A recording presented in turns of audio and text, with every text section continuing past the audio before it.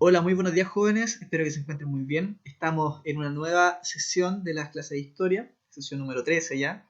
Y bueno, nosotros veníamos hablando de la organización de la República de Chile, ¿ya? Este es un periodo de tiempo que se da después de la independencia hasta un periodo que se va a conocer como periodo conservador, ¿ya?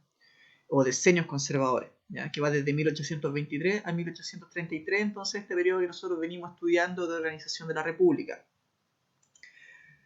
Hay que recordar, primero que todo, bueno, señalar más bien el objetivo, señalar los motivos del término del periodo de organización de la República. Si bien nosotros ya veníamos hablando de este periodo, diciendo que fue un periodo de inestabilidad, de crisis, de cambio de director supremo a presidente, después de cambio de presidentes, de cambios de ideas de gobierno, de cambios de constituciones. Algunos lo clasifican incluso como un periodo denominado anarquía, otros como ensayos constitucionales, y aparece esta figura que nosotros veníamos viendo y de la cual desde ahora va a empezar a sonar súper fuertemente, que fue Diego Portales. ¿Ya? Me imagino que ya todos han escuchado ese nombre, a todos les suena porque ya lo hemos destacado un montón y lo vamos a seguir destacando.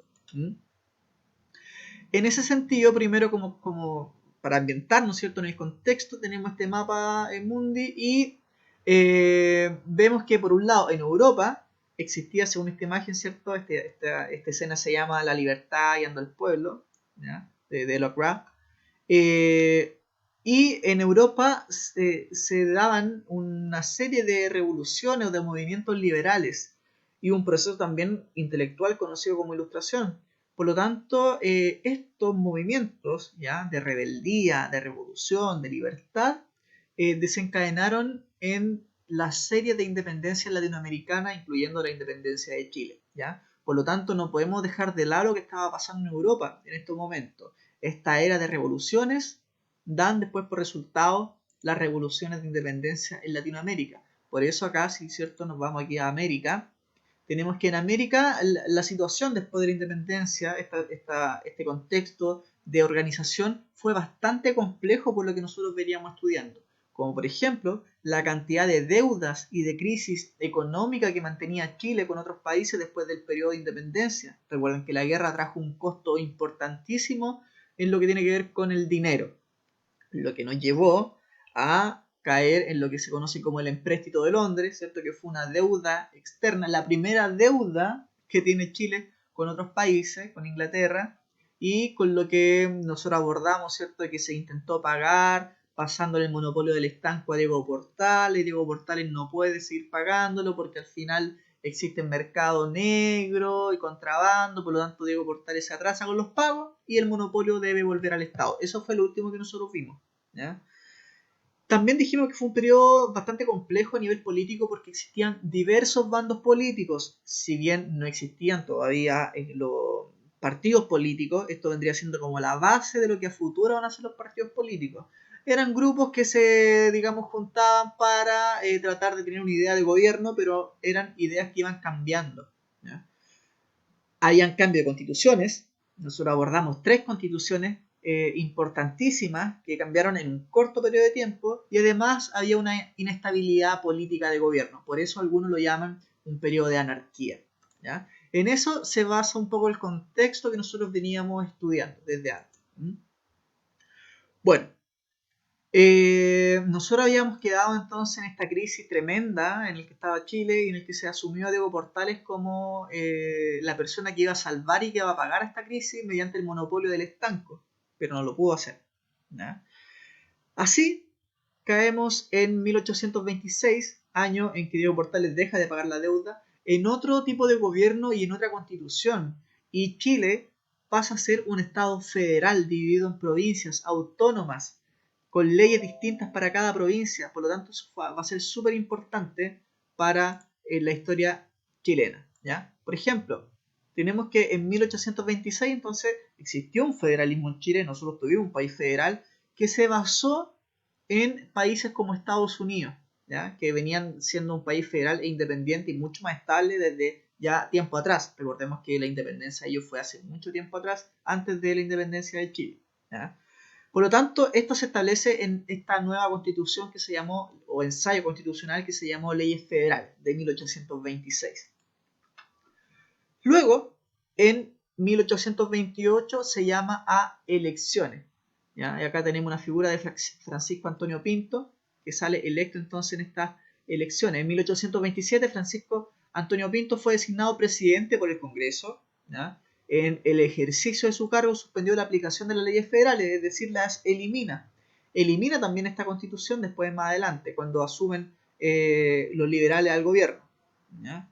Se llama y se convocó a elecciones en 1828. Los pipiolos, que son los liberales, recuerden que se llaman así también, hicieron campañas junto a los federalistas en oposición a los grupos conservadores, es decir, los pipiolos junto con los federalistas se agruparon. Recuerden que los federalistas en realidad fue una rama de los pipiolos, fue un grupo menor a los pipiolos. Y ellos entonces hacen campañas para ganarle a los pelucones que vendrían siendo los conservadores de la época. ¿Ya? En esta oportunidad van a ganar los pipiolos, van a ganar los liberales y van a entonces establecer la Constitución Liberal de 1828, ¿ya? Como vamos a ver acá. Entonces, al ganar estas elecciones de 1828, los liberales promueven entonces esta nueva Constitución. Sin embargo, no va a durar mucho tiempo. Esta Constitución, lamentablemente, va a producir la desesperación de los grupos conservadores, de los pelucones, que van a querer derribarla a toda costa y van a querer, mediante la guerra, mediante el conflicto armado, eliminar a todos los liberales y a todo esbozo de constitución que pudiese tener algún aspecto liberal. Y de hecho, lo logra. ¿Ya? Pero bueno, después de los resultados de 1828, de las elecciones de esta época, dieron por ganador a los liberales, los que obtuvieron las 4/5 partes del Congreso que redactaría la Constitución.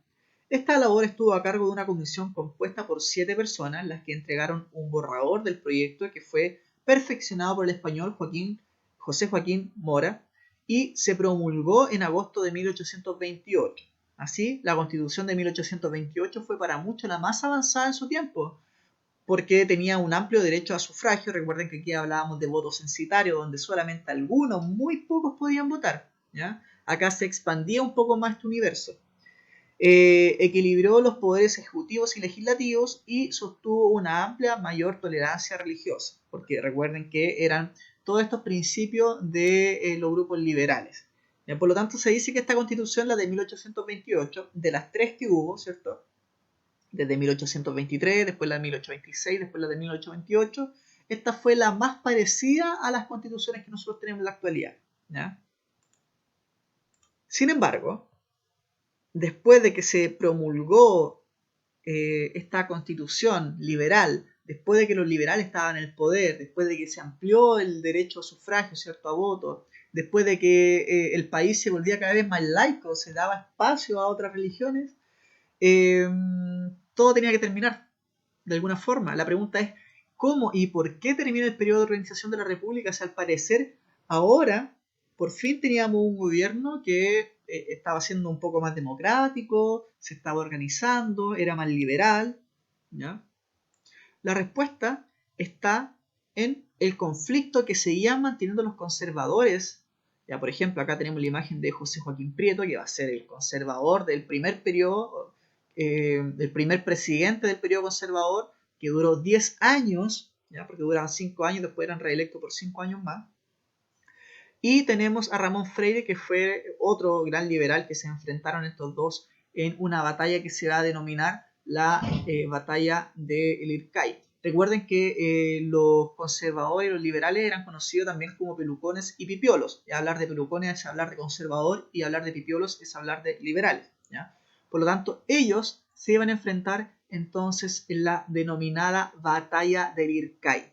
Esta fue una batalla en la que se enfrentaron los conservadores y los liberales. Recuerden que en este tiempo los liberales estaban al poder y los conservadores querían arrebatar ese poder a toda costa. ¿Ya? Es así como fue una guerra civil iniciada en diciembre de 1829. Tuvo su desenlace el 17 de abril de 1830 en el campo de Ircay. En esta oportunidad la victoria de Prieto, que fue un conservador, José Joaquín Prieto, fue definitiva y completa, pues entre muchos muertos y heridos, el ejército de Ramón Freire prácticamente desapareció. Ramón Freire, entonces, que lideraba las tropas liberales. Esto marcó el término del gobierno liberal y el inicio de un periodo conservador de más de 30 años, ya desde 1830 entonces hasta 1861 que van a gobernar los conservadores. ¿Bien?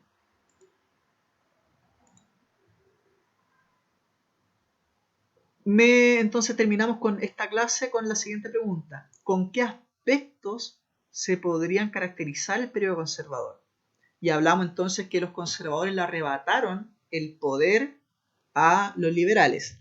Y ahora iba a surgir un periodo de 30 años en el que van a gobernar los conservadores. ¿Ya? La pregunta es cómo se va a caracterizar este periodo. Imagino que todos sabrán o todos podrían deducir cómo un presidente, o tres presidentes, porque van a haber solamente tres presidentes en 30 años, imagínense, van a poder gobernar durante tanto tiempo. ¿Mm? Esto no se hace quizá por la vía muy democrática, ¿ya? O por la vía muy liberal, mejor dicho. Por lo tanto, ustedes lo van a analizar y lo vamos a discutir entonces en la próxima clase consultiva. Dicho esto, jóvenes, me despido, que estén muy bien y nos vemos entonces la próxima semana. Hasta luego.